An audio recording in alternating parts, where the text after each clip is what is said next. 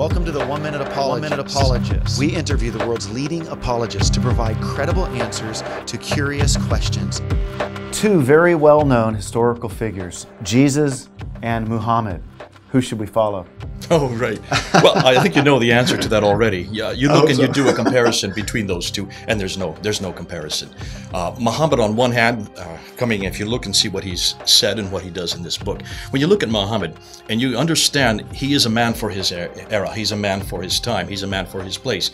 He really belongs in the 7th century in Central Arabia, that area. He doesn't really fit for the 21st century. Whereas Jesus, on the other hand, belongs to every century, and he's as relevant as you can get. Doing a comparative, even if you just start with the Quran, just start with this book and look in Isa, the Isa that's in this book, and look and see what he does in this book.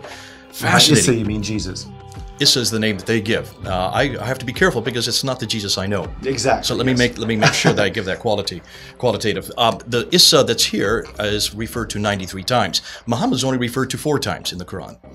So there's a lot more about Isa than there is about Muhammad. When you look at the Isa, the Jesus, nonetheless, he raises people from the dead. He heals the sick, gives sight to the blind. He is able to create out of nothing.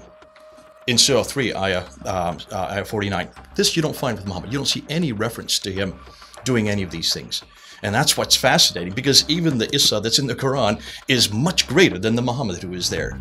Isa can do things Muhammad can't even begin to do. But what's fascinating is that's not the right Jesus. That's not the one I want. I want to come back to this one, because this Jesus doesn't get on the cross. Yeah. This Jesus does not die.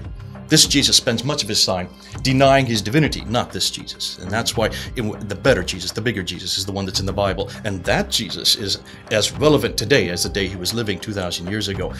Try and see if you can find relevancy with Muhammad. See if much of what he does is relevant for today. And we spend much of our time just opening up his biography, opening up what he said and did, looking and see what he did there in Medina and in Mecca, and saying, is that applicable for the 21st century, whether it's here in Charlotte, whether it's here in the United States or in Europe or any part of the world.